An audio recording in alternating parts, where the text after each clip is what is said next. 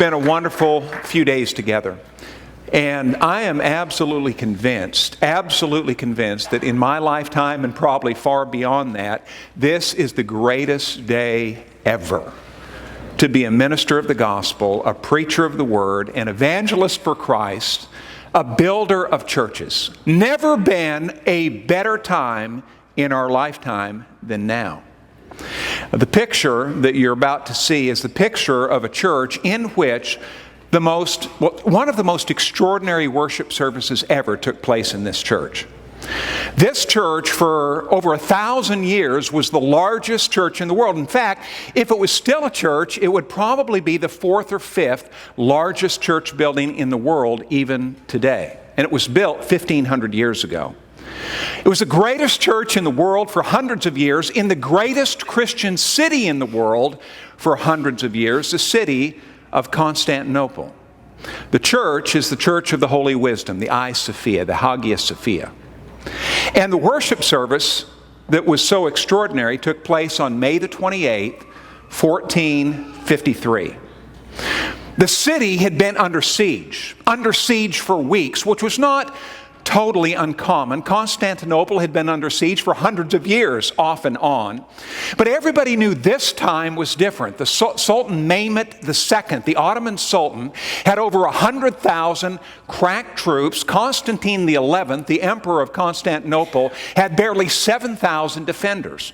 And for several weeks, the Ottoman Sultan and his forces had been weakening the defenses of Constantinople. And the Sultan set May 29th as the day for the final assault, and everyone knew it. On the night before, they had a worship service in the Hagia Sophia.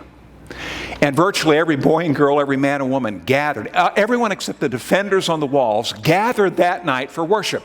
There were thousands upon thousands. And they came in Constantinople at that time. There were people from Russia and the Holy Land, Venice and Rome and throughout Greece and really all over the world. And they gathered for this time of worship, preparing for what they believed would be annihilation. One of the interesting things about this service is that never, ever had this group ever assembled before. There were many religious traditions in Constantinople at the time, and they were so divided in doctrine and practice that never did they ever gather for worship, not in hundreds of years. But on May 28th, they gathered. The emperor began by asking for forgiveness. From all the bishops of the various churches present, he asked, "Please forgive me." And then they celebrated the Lord's Supper, and their worship lasted hours. It lasted until midnight. At 1:30 in the morning, the assault began, and by late morning, Constantinople had become Istanbul.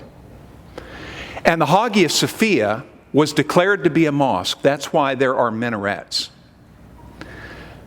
And the emperor was dead. His body never recovered. The slaughter was great, thousands and tens of thousands slaughtered, but it was no greater than it was inside the Hagia Sophia. Thousands died there, the bishops, the nuns, the priests, and Constantinople became an Islamic city, which it remains to this day. And the church, which had been a church for over 900, in fact, John Chrysostom, that's where he pastored. You preachers, in a building prior to this one actually, but that was the church. There's something, I tell you that story because there's something about imminent disaster, something about catastrophe that makes small things sink and big things rise, and it really brings a focus to that which is most important. In Constantinople on May the 28th, what was most important was forgiveness and love and reconciliation, and the unity for which Jesus himself prayed on the night before his own death. On that day, they were preparing to reconcile and to meet God. Now, I would suggest to you that we are living in the midst of a catastrophe, and it's one of the reasons we have such a great opportunity. And before I reveal to you the catastrophe that I think has been unfolding for decades, I want to first take us to the answer to the problem, which is found where all great answers are found, in the Word of God. We actually began our convention with a scripture reading from 1 Corinthians 13. And I want to take you back to 1 Corinthians 13. You might remember and know that chapter 12 in 1 Corinthians focuses on spiritual gifts. And the Corinthians loved giftedness. In fact, they loved celebrity preachers and leaders. And so some said, I follow Peter, and I follow Apollos, and I follow Jesus. So they were broken up into divisions and factions. They had a lot of issues in that church. So Paul talked about spiritual gifts in chapter 12 and chapter 14, but he said there is a more excellent way than even supreme giftedness. And of course, the more excellent way is the way of love. In verse 1, he says, if I speak in the tongues of men and of angels, but have not love, I am only a resounding gong or a clanging cymbal.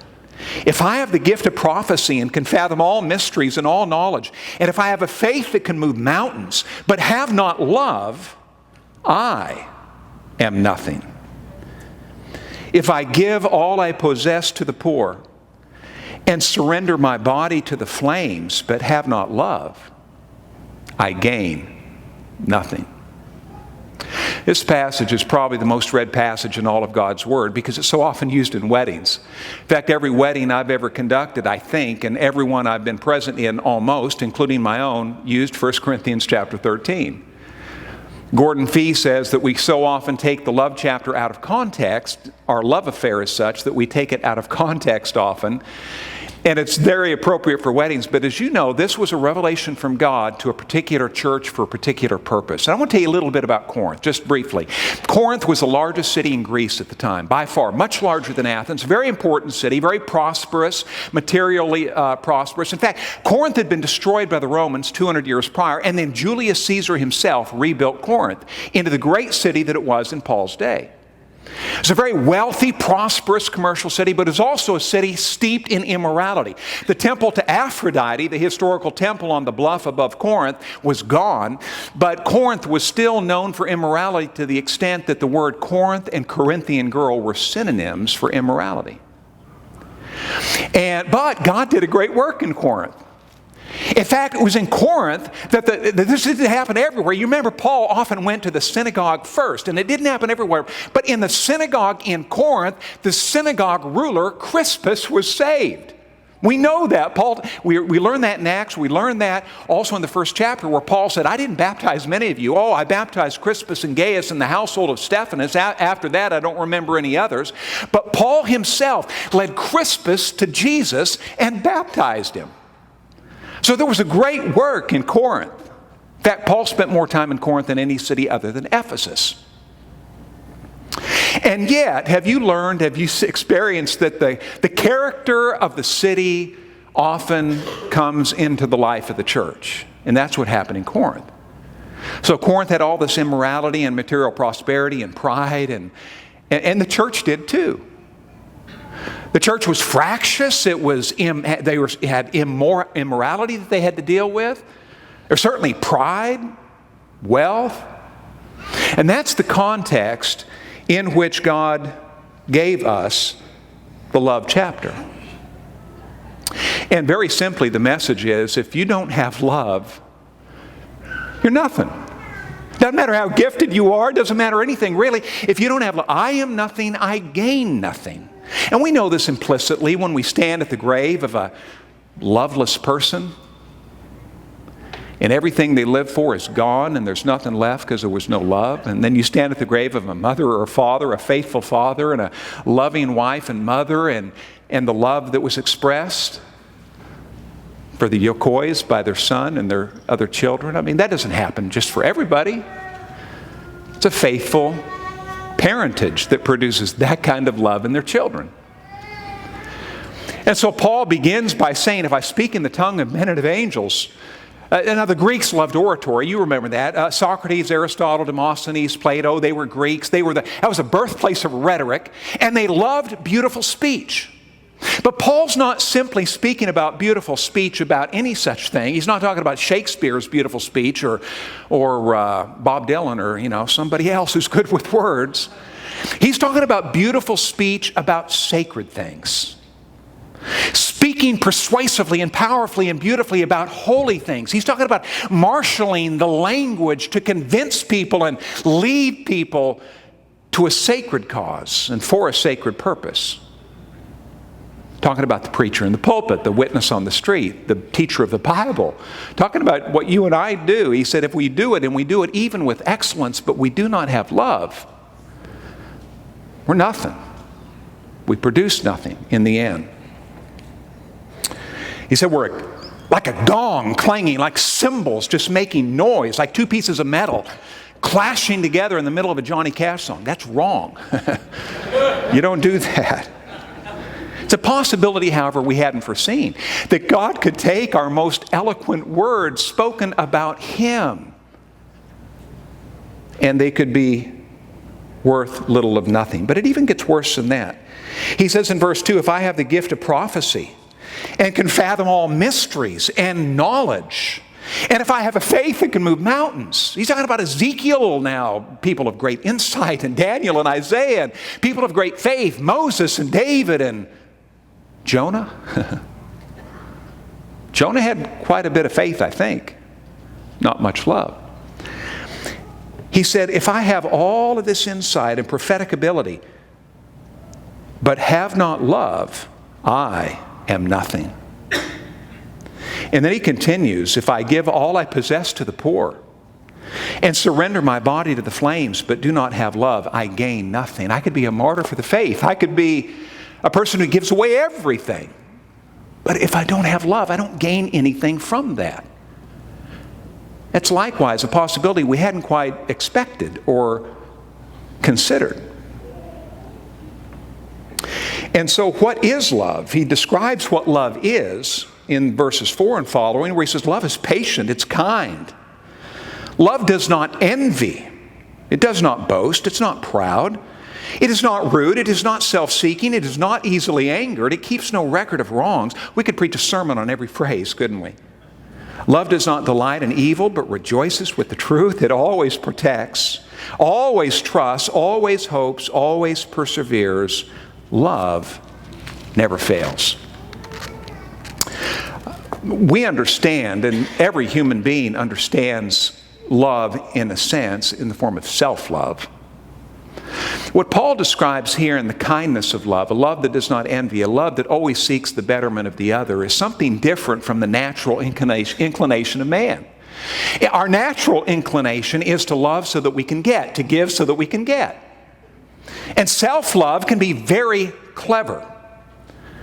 Not long ago, there was an engagement ring that sold. It sold in an auction. There's a country western song, by the way, about buying your wedding ring in a pawn shop. That's pretty sad, isn't it? Think of what happened there. This engagement ring sold for $949,000. It was appraised at $20,000. It was a single diamond set beside a single sapphire, both a little under a carat. And so really about $20,000, but it sold for $949,000 because of the historical significance of the ring. It was the ring Napoleon Bonaparte gave to Josephine. And I didn't know much about their love story. I kind of, Romeo and Juliet, their love story lasted, 3 days? Something like that. I thought maybe they had a great love. Well, the honeymoon lasted for 36 hours, evidently. And then Napoleon led the French to invade Italy after 36 hours.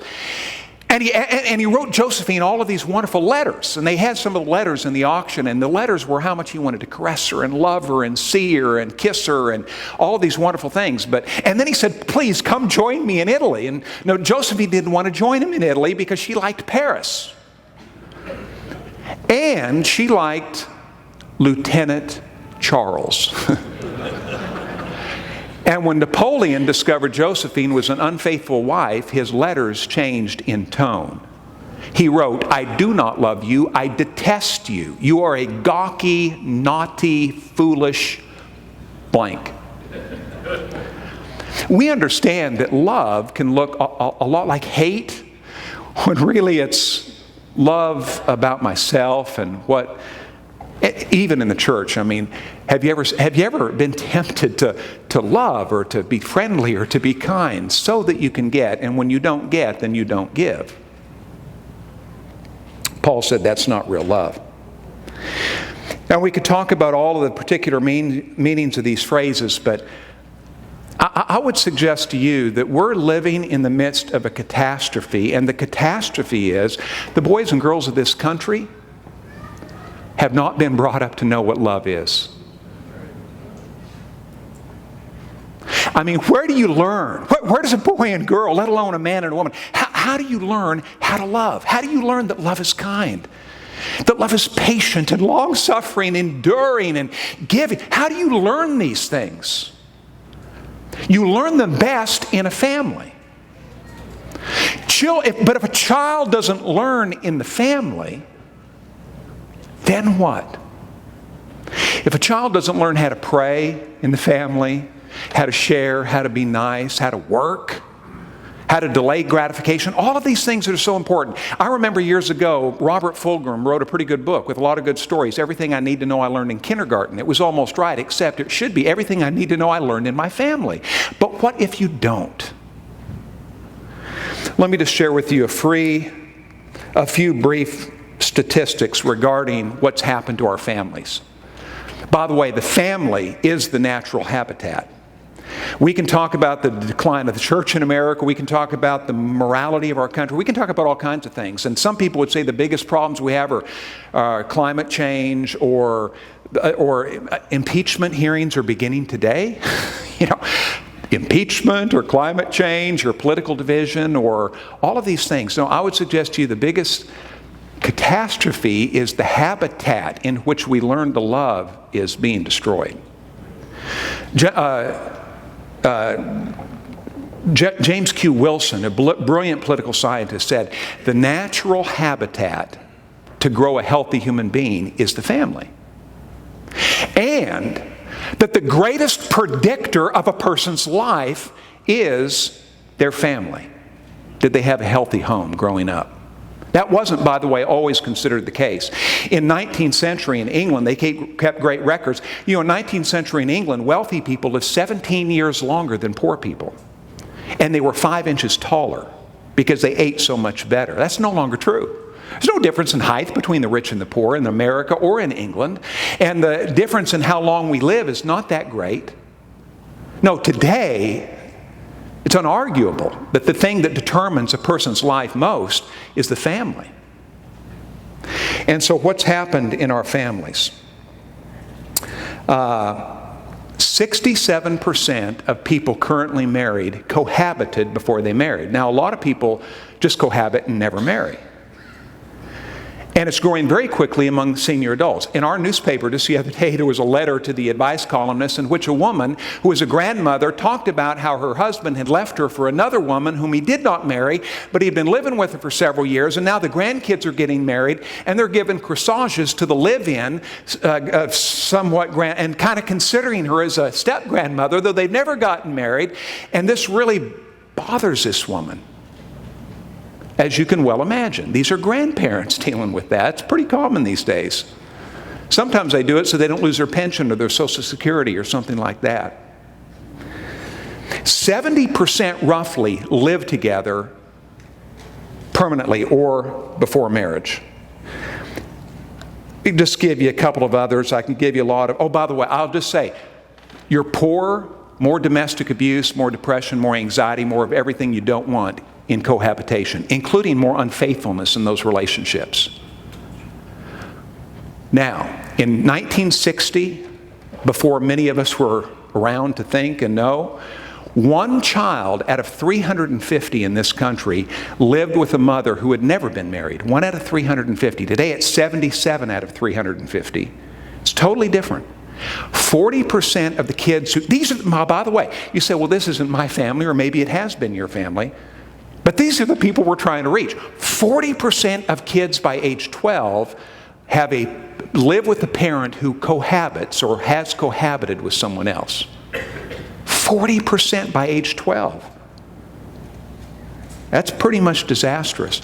And so what happens is, now by the way, these are generalizations. Some of you reacted against some of what you saw in your family, and God did a miraculous work in you. And He's doing it in your grandkids too. But these are generalizations, but they're generally true. How does a child learn who to love and how to love and what their family is?